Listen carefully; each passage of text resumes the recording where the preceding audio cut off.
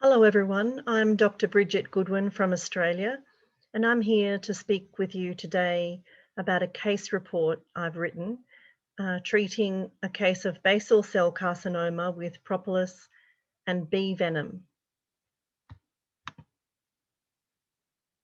Just a little bit about me. I have a PhD in medical experiments on human skin during wartime. I run Dermal Therapy College.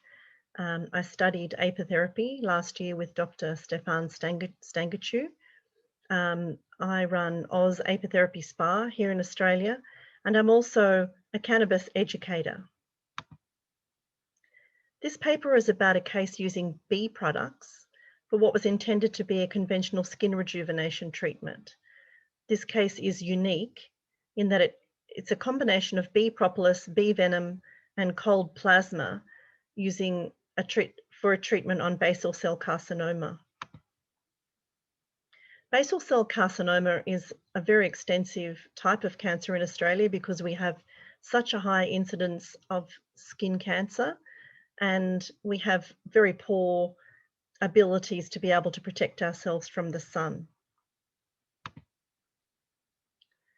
In 2020, the research site Statista reported the countries with the highest rates of skin cancer worldwide, and Australia had the highest, with roughly 34 cases in every 100,000 of population. Currently, the mainstream allopathic method of treating basal cell carcinoma is through surgery, chemotherapy, and radiation. This paper is about exploring apitherapy and cold plasma as an alternative treatment. The subject of this case study is an aesthetician from the Gold Coast in Australia called Diane. She was a horse rider as a young girl. She was also a good attendee of the beach, which is common in Australia, especially on the Gold Coast. And other members of her family had also suffered from skin cancer, with her father dying of melanoma, her mother dying of leukemia, and her 37-year-old daughter has also had several BCCs removed. Now, Diane actually encouraged me to do this treatment. She pushed because she just didn't want to have Mohs surgery, which is the normal facial surgery that people have for basal cell carcinoma. Diane was very concerned about the case of a famous model in Australia called Deborah Hutton, who actually went public about the treatment she'd had to have for basal cell carcinoma. Now, Deborah is a famous model in Australia. She's very well known on our TV screens, but when she had this serious facial surgery, she decided to go public to warn other people about the risks of skin cancer. This is from Deborah Hutton's Instagram page, where she left a message there for everyone to say, please get your skin checked regularly. This has happened to me a few times, and I really urge everybody to try and take skin cancer more seriously. Now, Diane actually encouraged me to work on her with a system I have called Cold Plasma. It's a Korean device called Plaxel Plus. She knew that I was training in this device. She asked me would I work on her, and I agreed to do this, but only after I encouraged her to check with her doctor first. This is just a small video of cold plasma in operation. There have been FDA studies in America on cold plasma and how it actually has been shown to successfully shrink tumours. In my clinic, I train laser skin resurfacing, fibroblast, microchanneling, and a lot of these techniques operate on the principle of what's called the wound cascade. That means the technology stimulates collagen and elastin, and it encourages the skin to regenerate and to rebuild from the fibroblast cells. And this process is called the wound cascade. So really the skin is stimulated into healing itself. Diane kept urging me to work on her because she kept saying she didn't want to be like Deborah Hutton. As I said earlier, I did encourage her to check with her doctor. We got the okay from the doctor, and then we proceeded with the treatment. even though I have a full laser license from Queensland Radiation Health, I'm very conscious that as an aesthetician, this is a bit like crossing the line, doing something that is going into the realm of dermatology. So that's why I was very conscious that we encouraged Diane to check with her doctor. The doctor gave us the okay and said, if it doesn't work, come back and I'll cut it out. So as you can see, Diane's face was quite marked by the basal cell carcinoma. There were lots of patches of rough skin. So with the treatment, I after numbing her quite well with our benzocaine, lignocaine, and tetracaine cream, I sprayed the areas that needed to be treated, and then encouraged her with the process that she needed to stay out of the sun and be very careful while the wounds healed. So the way this treatment is done is by hovering just a little tiny bit above the skin and spraying the areas. And what actually happens is after a few days, a crust appears, and underneath that crust, fresh skin is growing. So you have to encourage the patient to not scratch, stay out of the sun, keep it dry, and allow it to heal. So this is allowing the wound cascade to actually do its job. For Aftercare, I gave Diane some aloe vera and colloidal silver gel to apply if it was feeling uncomfortable, and just work with the skin as it scabbed up and allowed itself to heal naturally. Diane was very happy that after a few days, the scabs fell off on her bed sheets and her skin started to clear. In less than a week, all the scabs had fallen off. Her skin was starting to look refreshed. Diane was very excited, and she was taking selfies every day and sending them to me. I also encouraged her to start using bee propolis and to take capsules internally. So putting the bee propolis on the areas we'd treated, taking bee propolis capsules, and being very careful to stay out of the sun. I gave her some bee venom, manuka honey, and propolis cream to start putting onto her face as it was healing. So she had the benefit of all of those bee products after the cold plasma treatment. Now, there's been a lot of research on the characteristics of beehive products useful to the structure of and functioning of the skin. And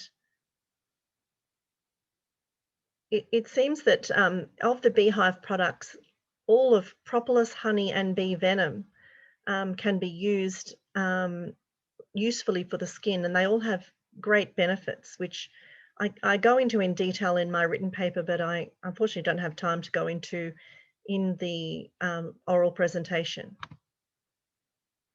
Propolis is, as most of you know, a type of resinous waxy substance, and it has many qualities that are really very healing for skin.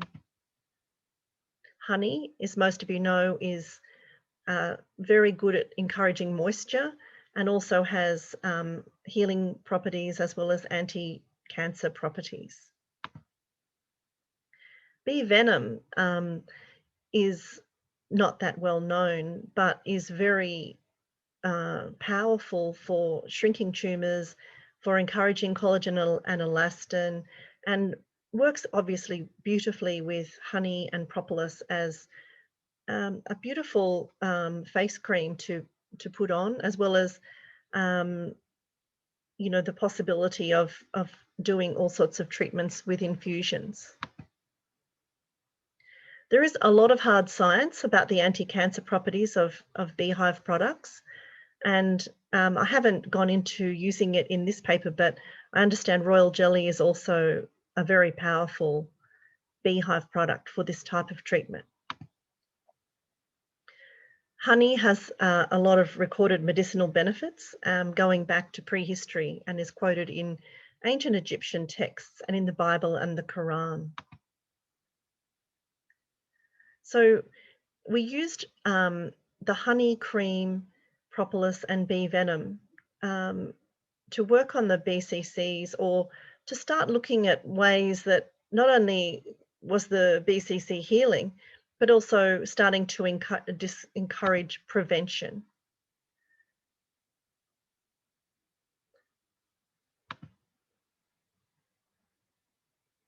So there's been a lot of research into bee venom directly working on cancer cells. In 2018, there was a study on how it shrinks breast cancer cells, and this research was also done in Australia in 2020 on rats, and it showed that bee venom could actually shrink breast cancer tumours. As I just said previously, we started to look at the notion of prevention in relation to Diane's BCC, given that skin cancer unfortunately has a habit of coming back, and I was really encouraging her to keep using these products to try and prevent a recurrence as much as possible. Propolis has been shown to have quite a good role in tissue regeneration and shrinking of tumours as well. And there's been a lot of research into propolis specifically for these things. As you know, it's antimicrobial, antioxidative, anti-ulcer, and anti-tumour. In Australia, a professor of chemistry did a lot of work on Kangaroo Island propolis in South Australia because of the cancer healing properties of a type of propolis that was being collected by bees from a sedge plant native to that area. In using bee venom, we had to be very careful that Diane wasn't allergic, and this is certainly something to be aware of. Also, generally, if people have high blood pressure or cardiac conditions, it's best to make sure that bee venom is not contraindicated for safety. And certainly there's a lot of discussion about how it's important to do a test patch, make sure the person isn't allergic, and proceed with caution.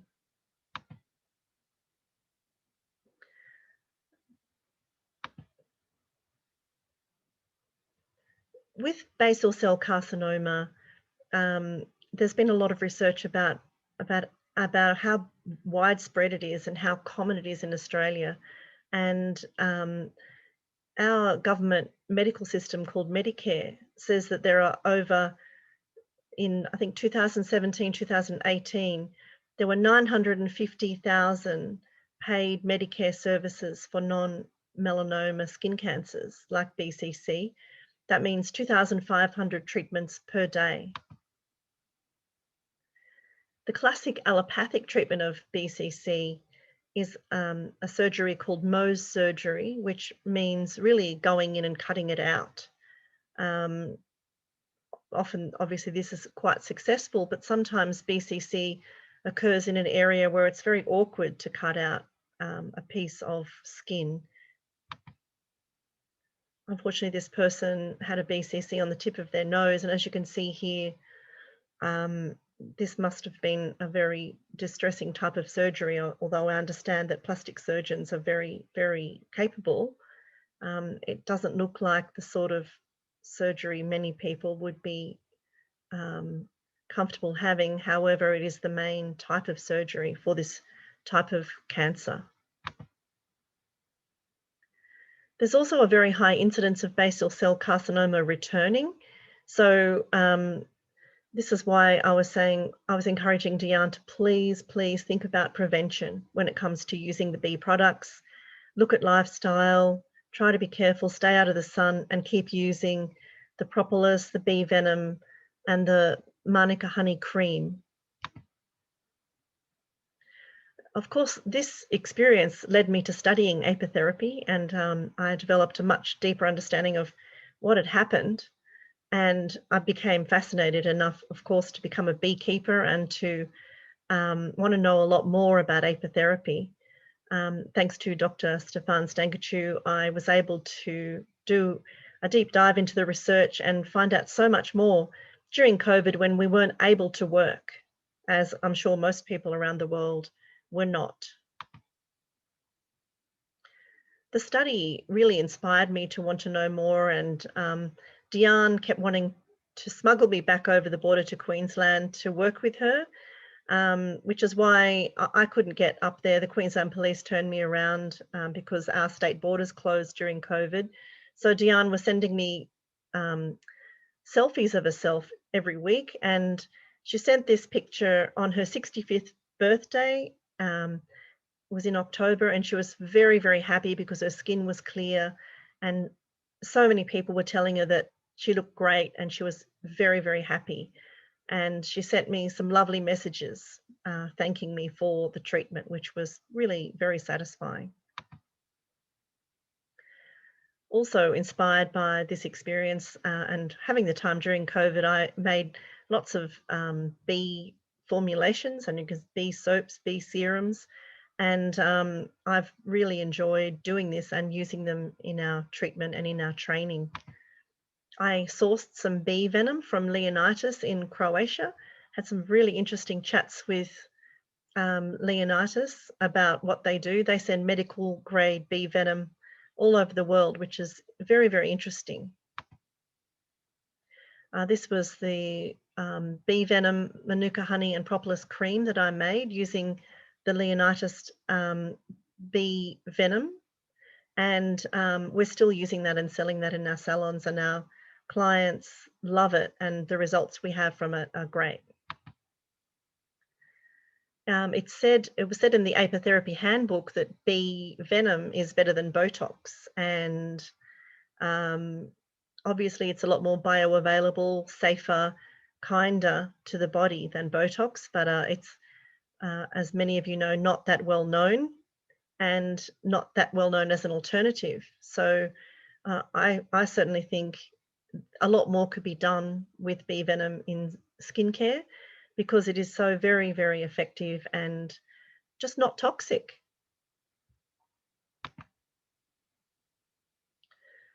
These are pictures of Diane's before and afters, and I just wanted to say that I was really kept encouraging her to be careful that the BCC doesn't come back.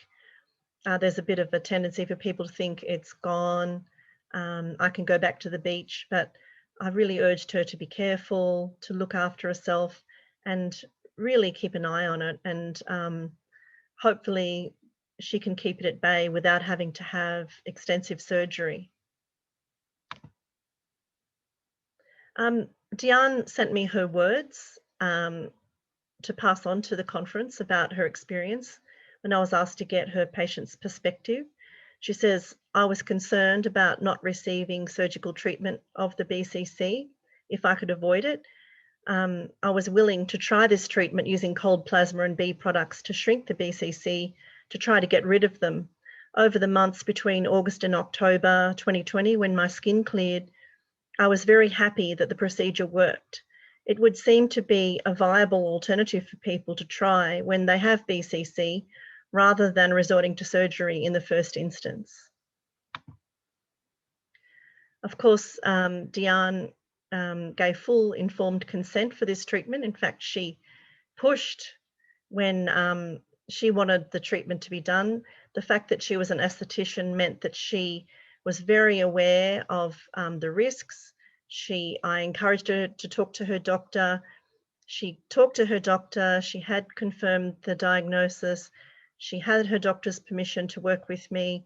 I wouldn't have done the treatment if she hadn't been so insistent. So she absolutely gave me informed consent, and I think she was brave and she was very trusting. And I think without her attitude, this treatment probably wouldn't have occurred, and we wouldn't have this great success story to tell you today. So the conclusion is that severe sun damage and basal cell carcinoma is common in Australia, and there are few treatments offered other than Mohs surgery, whereby the patient is subjected to surgery and possibly scarring as a result. Other milder treatments don't seem to be enough to stop this type of cancer returning. The problem we have in Australia is apitherapy is not well known. We don't have the depth of understanding that many countries like China, Eastern Europe, United States have about apitherapy. So it's difficult to convey to an Australian public that there is an alternative treatment using apitherapy for basal cell carcinoma. It will take education and hopefully medical doctors who are willing to cooperate with apitherapists to attempt this type of procedure. If it wasn't for Deanne Stubbs' insistence and willingness of her doctors to support the procedure, we may not be aware of how successful it can be. Thank you very much.